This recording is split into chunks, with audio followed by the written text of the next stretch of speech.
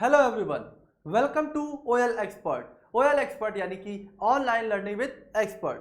तो आप सभी का स्वागत है टारगेट लेखपाल बैच में। टारगेट लेखपाल बैच जहां पर आप कर रहे हैं अपने आने वाले यूपी ट्रिपल एससी लेखपाल के एग्जाम की तैयारी। ठीक है, तो होली का माहौल है। ठीक है, कल होली है, तो सबसे पहले आप सभी को होली की हार्दिक शुभकामनाएं। अब होली के चक्कर में केवल होली मत खेलते रह जाइएगा, एग्जाम भी पास आ रहा है, तो एग्जाम की तैयारी भी प्रॉपर होनी चाहिए। ठीक है, तो आज का जो सेशन है, आज का सेशन में बहुत ज़्यादा बड़ा नहीं रखूंगा। कुछ इंपॉर्टेंट क्वेश्चंस हैं जो मैंने त्रिभुज पढ़ाया है आप लोगों को, उससे रिलेटेड 2-3 क्वेश्चन हैं जिसको आज हम डिस्कस करेंगे। काफ़ी छोटा सा सेशन रखेंगे, क्वेश्चंस अच्छे हैं, प्रीवियस एग्जाम्स में पूछे गए हैं, तो मैंने आज के सेशन में इसको इंक्लूड किया हुआ है। तो बिना किसी देरी के चलिए सेशन को स्टार्ट करते हैं। सेशन को स्टार्ट करने से पहले जो भी लोग आज हमसे पहली बार जुड़ रहे हैं, जो आज पहली बार इस वीडियो को देख रहे हैं, इस चैनल पे आए हैं, उनके लिए एक छोटी सी अपडेट है कि ये हमारे सोशल मीडिया हैंडल्स हैं जहां पर आप हमसे जुड़ सकते हैं, जिससे कोई भी अपडेट जो हमारे तरफ से दी जाए वो आप तक इजीली पहुंच सके। जो भी लोग नए जुड़ रहे हैं उनके लिए सबसे इंपॉर्टेंट है कि यहाँ पे जो हमारा YouTube लिंक है और जो हमारा टेलीग्राम लिंक है, इस पे हमें जरूर सब्सक्राइब करें, क्योंकि इसके पहले जो भी मैंने क्लासेस ली हैं त्रिभुज की, मैंने बेसिक से त्रिभुज पढ़ाया है, एक एक इंपॉर्टेंट चीज कवर की है, इंपॉर्टेंट रिजल्ट कवर किया है, इंपॉर्टेंट प्रमेय जिससे क्वेश्चन बनते हैं, वो सारी चीजें त्रिभुज में मैं आपको पढ़ा चुका हूं। तो जो लोग आज पहली बार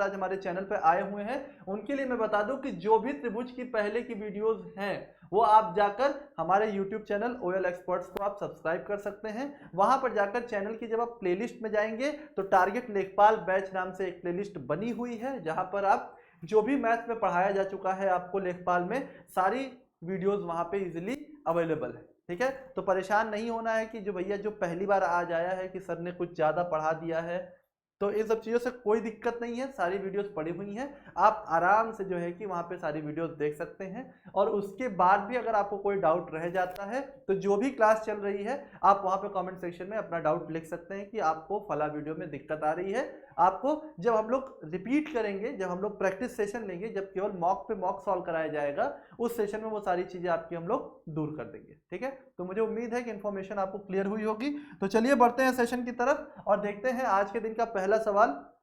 जो भी लोग यहाँ पर देख रहे हैं प्लीज आंसर करने की कोशिश करें। क्वेश्चन है हमारा, यदि किसी त्रिभुज की भुजाएं 3:4:5 के अनुपात में हो और उसका क्षेत्रफल 216 वर्ग सेंटीमीटर हो तो त्रिभुज का परिमाप है। अब यहाँ पे आपको त्रिभुज की 3 भुजाएं दी हुई हैं। ठीक है, यहाँ पर त्रिभुज की 3 भुजाएं दी हुई हैं, बहुत ध्यान से क्वेश्चन को देखिएगा, काफी इजी क्वेश्चन है, मैंने आपको त्रिभुज के क्षेत्रफल में पढ़ाया हुआ था। ठीक है, तो यहां पर त्रिभुज की भुजा दी हुई है, 3, 4 और 5 के अनुपात में है, और उसका क्षेत्रफल दिया हुआ है 216 वर्ग सेंटीमीटर। तो हमें त्रिभुज का परिमाप बताना है। तो हमें क्या बताना है? त्रिभुज का परिमाप बताना है। अब एक छोटी सी चीज, ठीक है, बहुत इजी सी बात मैं आपसे करूंगा। यहां पे त्रिभुज का आपको क्षेत्रफल दिया हुआ है। क्या दिया हुआ है? क्षेत्रफल दिया हुआ है, और भुजाओं का अनुपात दिया हुआ है।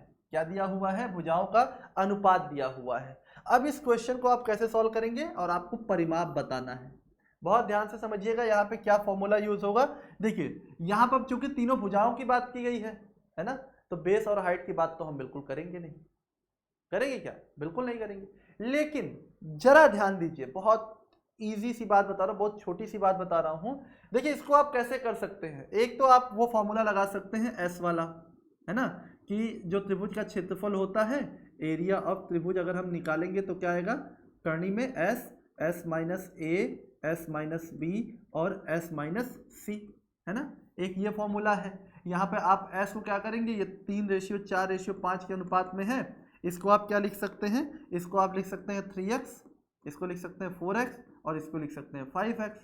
बात समझ में आ रही है? यहाँ से आप क्या कर सकते हैं? फिर 4 3 7 5 12x/3 हो जाएगा, ये आ जाएगा 4x। तो s की जो वैल्यू आएगी वो 4x आ जाएगी, है ना, x की जो वैल्यू आएगी 4x आ जाएगी। अब भैया आप जो है कि यहाँ पे s क्या होता है? a + b + c/ 2 ही तो होता है, तो हमने तीनों को जोड़ लिया, बाई 2 करना था सॉरी यहाँ पे, तो ये 6x हो जाएगा। अब x की वैल्यू क्या आ गई?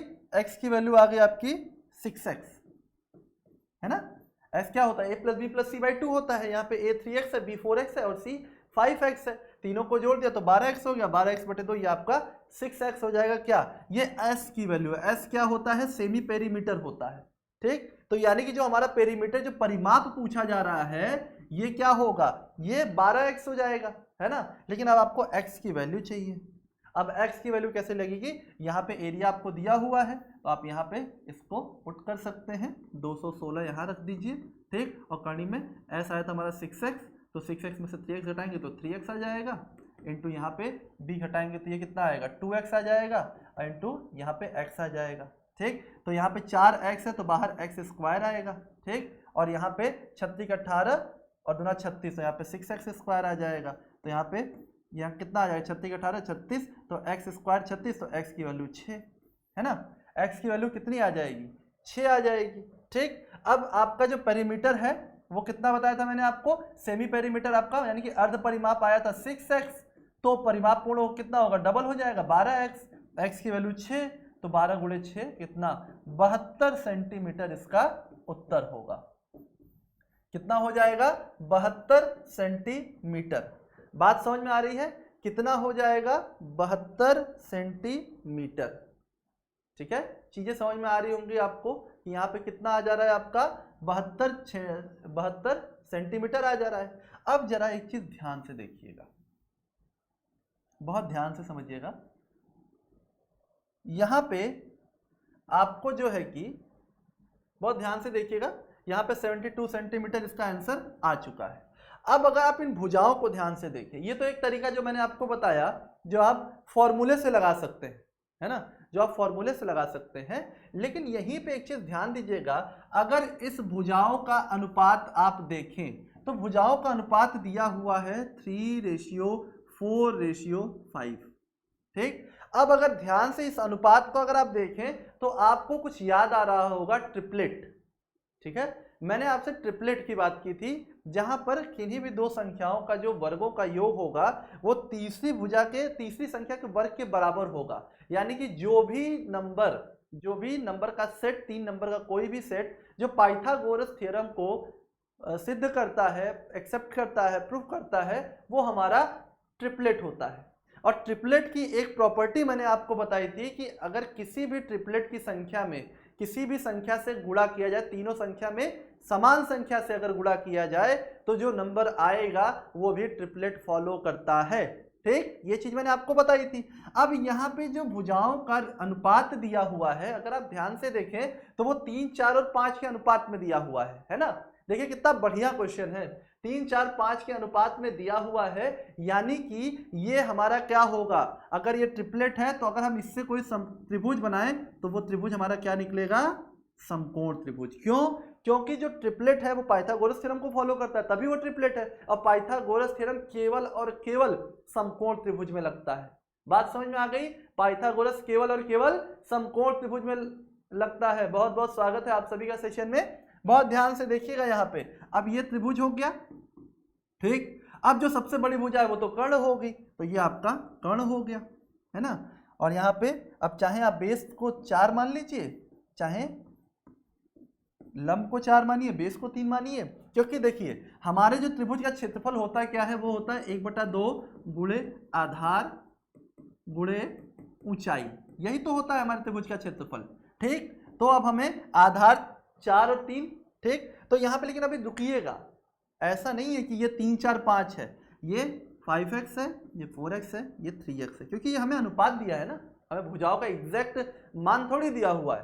तो यहाँ पे 1/2 गुणे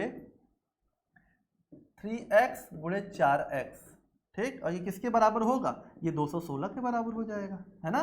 तो 216 के बराबर होगा तो 4 तिहाई 12 और 12 एकम 12, 12 अठे 96 और 18 दूनी 36। तो यहाँ से भी एक्स स्क्वायर का जो मान आया वो 36 आया, तो यहाँ से x का मान क्या आ गया, यहाँ से x का मान आ गया 6।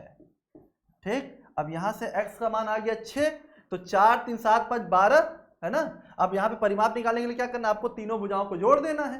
तो यहाँ पे तीनों भुजाओं का आपका जो है कि अनुपात जो दिया हुआ है 3:4:5, तीनों को जोड़ के 4 3 7 5 12, 6 से गुणा कर दीजिए, कितना आ जाएगा 72। तो यहां से भी उत्तर आया आपका 72 सेंटीमीटर। देखिए कितना बढ़िया सवाल था, कितना बढ़िया सवाल था कि इसको देखिए जो ट्रिपलेट का कॉन्सेप्ट नहीं जानता होगा वो भैया तुरंत जो है कि अपना सेमी पेरीमीटर अर्ध परिमाप वाला फॉर्मूला लगाएगा, फिर त्रिभुज के क्षेत्रफल का वो बड़ा सा फॉर्मूला लगाएगा, दुनिया भर की कैलकुलेशन करेगा, है ना।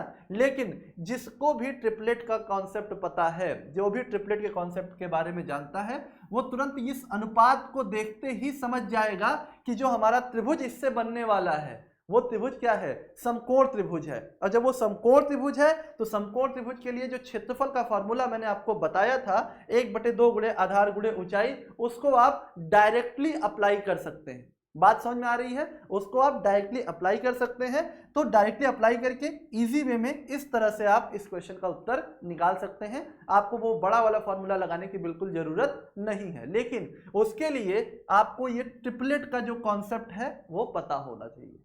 बात समझ में आई? मुझे उम्मीद है कि क्वेश्चन आपको समझ में आया होगा, चीजें समझ में आई होंगी कि कैसे हम इसको ट्रिपलेट के कॉन्सेप्ट से भी लगा सकते हैं और कैसे हम इसको बड़े फॉर्मूले की जो आपका त्रिभुज का मैंने फॉर्मूला बताया था सेमी पेरीमीटर वाला अर्ध परिमाप वाला, उससे भी लगा सकते हैं। अब अगला क्वेश्चन आपकी स्क्रीन पे आ चुका है, जरा इस क्वेश्चन को ध्यान से देखिएगा, है ना। अब ये त्रिभुज यहाँ पे क्वेश्चन आपको दिया गया है कि एक समबाहु त्रिभुज है जिसकी ऊंचाई, उसकी ऊंचाई आपको बतानी है जिसकी प्रत्येक भुजा 4 सेंटीमीटर की है। कोई समबाहु त्रिभुज है, उसकी ऊंचाई बतानी है आपको जिसकी प्रत्येक भुजा 4 सेंटीमीटर की है। याद रखिएगा समबाहु त्रिभुज है यानी कि इसकी सारी भुजाएं आपस में बराबर हैं। ये भी आपका 4 सेंटीमीटर है, ये भी आपका 4 सेंटीमीटर है, और ये भी आपका 4 सेंटीमीटर है, और ये भी आपका 4 सेंटीमीटर है। बहुत इजी क्वेश्चन है, बहुत ध्यान से समझिएगा। देखिए अब हमें इसकी ऊंचाई बतानी है, ठीक है, हमें क्या बतानी है, इसकी ऊंचाई बतानी है। तो अब ये समबाहु त्रिभुज है ना। अब यहाँ पे जब यहाँ पे इससे एक लंब डालेंगे तो कितना आएगा 90, ठीक। अब ये तो आपका 2 सेंटीमीटर हो जाएगा, ठीक है। यहाँ से अगर हम समबाहु त्रिभुज में सामने वाली भुजा से लंब डालें सामने वाले शीर्ष से, तो ये इसको 2 भागों में विभाजित करती है ना, बराबर भागों में। तो ये आपका 2 सेंटीमीटर हो गया, ये 4 सेंटीमीटर हो गया। ये मान लिया कि ये जो त्रिभुज है आपका ABC है और ये आपका D है ना। तो अगर हम यहाँ पर त्रिभुज ADC की बात करें तो 90 डिग्री है, पाइथागोरस थ्योरम लगा देंगे। तो पाइथागोरस थ्योरम लगाइए तो AC का वर्ग बराबर AD का वर्ग धन CD का वर्ग। तो यहाँ पे AC का वर्ग कितना होगा 16, 4 का वर्ग करेंगे तो 16 आएगा, यहाँ पे 2 का वर्ग करेंगे तो 4 आएगा, प्लस CD का वर्ग, CD हमें निकालना है, सॉरी CD 4 है ना, AD हमें निकालना है, प्लस CD कितना 2 का वर्ग यानी कि 4। अब 16 में से 4 घटाएंगे तो 12 आ जाएगा, तो AD का वर्ग कितना आया 12। तो AD अगर निकालेंगे तो ये क्या आ जाएगा कर्ण में 12। अब कर्ण में 12 को हम क्या लिख सकते हैं 4 गुणे 3, तो कर्ण में 4 का मान 2 हो जाएगा। तो AD का यहाँ से मान आ जाएगा 2 कर्ण में 3 सेंटीमीटर, ठीक है। तो इस त्रिभुज का जो ऊंचाई होगा वो होगा 2 कर्ण में 3। मुझे उम्मीद है कि चीजें समझ में आई होंगी, बहुत इजी क्वेश्चन था। ऑप्शन नंबर डी यहां पर करेक्ट आंसर है, ठीक है। चलिए अगला क्वेश्चन देख लेते हैं अब जल्दी से। अब यहां पे जो क्वेश्चन दिया हुआ है, एक त्रिभुज की तीनों भुजाओं की लंबाई क्रमशः 35 सेंटीमीटर, 40 सेंटीमीटर और 45 सेंटीमीटर है। त्रिभुज का अनुमानित क्षेत्रफल होगा। बहुत ध्यान से समझिएगा, बहुत इजी क्वेश्चन है। मैंने आपको इसका फॉर्मूला बता रखा है पहले से कि यहाँ जब भी त्रिभुज की तीनों भुजाएं आपको दी हो, यहाँ 35 सेंटीमीटर दिया हुआ है, 40 सेंटीमीटर दिया हुआ है और 45 सेंटीमीटर दिया हुआ है, तो जब भी इस तरह का प्रश्न दिखे तुरंत जो है कि आपको कौन सा फॉर्मूला लगाना है। सबसे पहले तो आपको सेमी पेरीमीटर यानी कि अर्ध परिमाप निकालना है। तो 35 5 40 40 80 40 120/2 यह आ जाएगा 60 सेंटीमीटर, ठीक। अर्ध परिमाप यानी कि S का मान आ गया कितना 60 सेंटीमीटर। अब जो त्रिभुज का क्षेत्रफल है वो क्या है, कर्ण में S, S - A, S - B और S - T। लग रहा है कि आप लोग त्योहार में कुछ ज्यादा ही बिजी हो गए, किसी का आंसर आ नहीं रहा है ना? ध्यान से देखिएगा। तो यहां पे क्या हो जाएगा 60। अब 60 में से 35 घटाएंगे तो कितना बचेगा 25। 60 में से 40 घटाएंगे तो कितना बचेगा 20। और 60 में से 45 घटाएंगे तो कितना बचेगा 15। ठीक है, अब यहाँ पे सबको मल्टीप्लाई मत करिए, सबको मल्टीप्लाई करके बड़ा नंबर मिलेगा, परेशान हो जाएंगे। उससे अच्छा फैक्टराइज कर दीजिए। 60 को क्या लिख सकते हैं आप 2 गुणे 3 गुणे 5, रुकिए यहाँ पे क्या लिख सकते हैं हम लोग 4 गुणे 3 गुणे 5। ठीक है, 4 से 12 पंजे 60। फिर 5 को 25 को लिख सकते हैं हम लोग 5 गुणे 5। 20 को लिख सकते हैं हम लोग 2 गुणे 5। और 15 को लिख सकते हैं हम लोग 3 गुणे 5। बात समझ में आई? अब देखिए 4 बार आएगा तो 2 हो जाएगा, तो ये खत्म। उसके बाद 5 का एक पेयर ये रहा और 5 का एक पेयर ये रहा, है ना? तो 5 के 2 पेयर मिले तो यहाँ पे 25 हो जाएगा, 25 बाहर आएगा। ठीक है, उसके बाद 3 ये बाहर आ जाएगा। ठीक है, तो ये 3 भी गया, ये 5 गया, ये 5 गया। और यहाँ पे भी 2 का पेयर मिला तो यहाँ पे 1 2 और आ जाएगा, है ना? और उसके बाद 3 कोई बच रहा है, 1 3 बच रहा है आपका, 1 3 बच रहा है और 1 5 बच रहा है ना? तो यहाँ पे करनी में क्या आ जाएगा 15। ठीक, तो ये कितना हो जाएगा 3 दूनी 6 दूनी 12, 12 पंजे 60 और 12 दूनी 24 6 30, ये 300 आ जाएगा। और करनी में क्या आ जाएगा 15। बात समझ में आई? 300 करनी में 15, यानी कि देखिए 3 दूनी 6 दूनी 12 पंजे 60 और 12 24 6 30, 300√15 सेंटीमीटर स्क्वायर। ठीक है, अब चूंकि छुट्टी है तो पूरी कैलकुलेशन आप लोग करिए। ठीक है, और मुझे कमेंट सेक्शन में इसका आंसर जरूर बताइएगा। तो इस तरह का क्वेश्चन जब भी देखने को मिले तो वहां याद रखिएगा आपको इस फॉर्मूले से जाना है, और इसको पूरा कैलकुलेट करने की जरूरत नहीं है। ऐसा नहीं कि इसको आप पूरा मल्टीप्लाई करके फिर उसका करने रूट निकाले, सिंपल सबको फैक्टराइज कर दीजिए। जिसका पेयर बने वो रूट से बाहर हो जाएगा और आप इसको सिंप्लीफाई कर लेंगे। ठीक है, तो इसका आंसर मुझे कमेंट सेक्शन में जरूर बताइएगा। और आज के सेशन के लिए हम इतना ही रखते हैं, मिलते हैं अगले सेशन में। ठीक है, चलिए खूब अच्छे से होली मनाइए, खूब बढ़िया से, लेकिन हाँ अपने आंखों को बचा कर रखिएगा ताकि आपके स्वास्थ्य पे कोई इसका बुरा प्रभाव न पड़े, क्योंकि एग्जाम्स आने वाले हैं और तबीयत बिल्कुल खराब नहीं करनी है इस समय। तो अच्छे से होली मनाइए, आराम से मनाइए। ठीक है, सेफ खेलिए। ठीक, चलिए तो आज के सेशन के लिए इतना ही, मिलते हैं अगले सेशन में। तब तक के लिए पढ़ते रहिए, अपना ख्याल रखिए और आप सभी को होली की हार्दिक शुभकामनाएं। OL एक्सपर्ट आपके लिए लेकर आया है SSC के लिए लाइव अभ्युदय बैच, लेखपाल के लिए लाइव टारगेट लेखपाल बैच, रेलवे के लिए लाइव एक्सप्रेस बैच। तो अपने सिलेक्शन को कंफर्म करने के लिए अभी सब्सक्राइब करें OL एक्सपर्ट।